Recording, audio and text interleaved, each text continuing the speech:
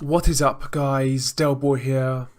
Am I the only one who expects the PBC and Al Haymon to really deliver the great welterweight fights in 2019?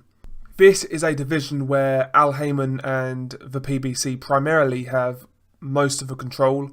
They have 3 of the 4 major belts, and they have a lot of fringe contenders as well. They have the majority of the talent, and yet we are still no closer to a unified welterweight champion. The PBC and Al Haymon have had these belts for quite some time now, and I've got to say, I'm getting a little bit impatient. We are constantly told that the welterweight division is the best division in boxing. I think that's debatable personally, but a lot of people do say that, and I've got to say, if that is the case, the best division in boxing certainly isn't delivering.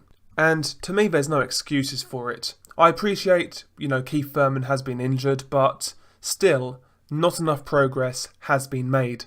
I mean, this past weekend we had Manny Pacquiao versus Adrian Broner. In the United States, that was on pay-per-view, believe it or not. That was on pay-per-view. That is what you're getting. You're not getting unification fights at welterweight on pay-per-view.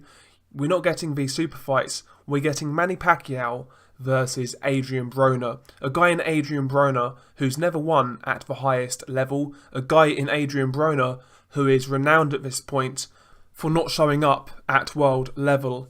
That was on pay-per-view.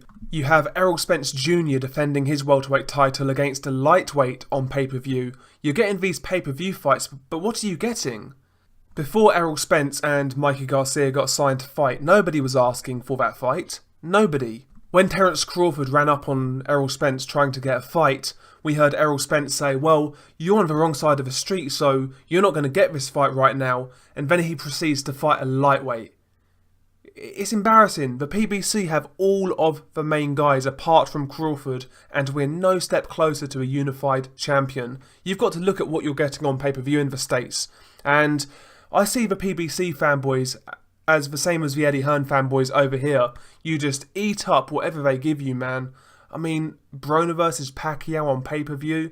Who in their right mind would pay for that? Who in their right mind would pay to see a guy who never shows up at the highest level against a 40-year-old who's well past his best? Come on now, as great as Manny Pacquiao was, as much as I like him, I wouldn't pay for that. I wouldn't pay 15 quid for that. You're paying for these fights, and as a result, the fights that should happen don't need to be made yet because they are milking mismatches. So these big fights are not going to happen yet. When you're paying for Pacquiao versus Broner and Errol Spence versus Mikey Garcia, do you think they're going to make Errol Spence versus Keith Thurman when they can keep milking you guys? It's not going to happen. You really need to think about the product you're getting. I don't want to hear about how great a division is if fights aren't happening. That kind of defeats the purpose. To me, there's no excuse for the PBC and Al Haymon not to put on these big fights. We need at least one unified champion on that PBC side of things in 2019. We really do. And I know Keith Thurman has been a bit of a diva, but listen, Al Haymon's got all this money, right? Make Keith Thurman an offer he cannot refuse to fight Errol Spence, and see what happens then. The PBC and Al Haymon need to be more proactive and just get these fights made at this point.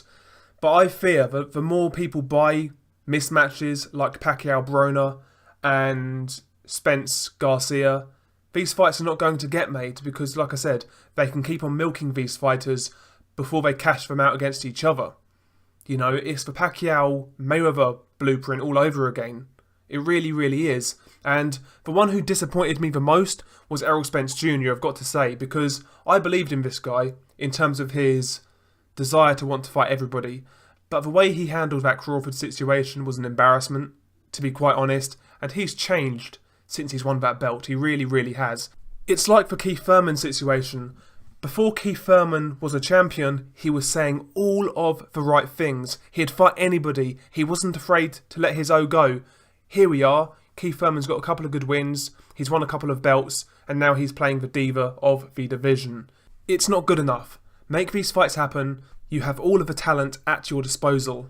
Make the welterweight division great again. How do you guys see the picture at welterweight? Am I being too harsh on Al Haymon? Or are you like me and getting a bit frustrated with the lack of progress in the division?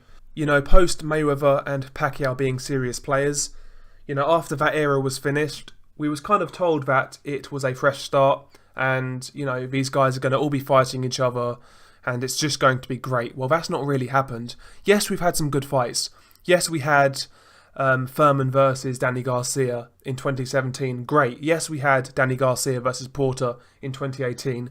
Yes, we had Furman versus Porter in 2016, but we're having like one really good fight per year.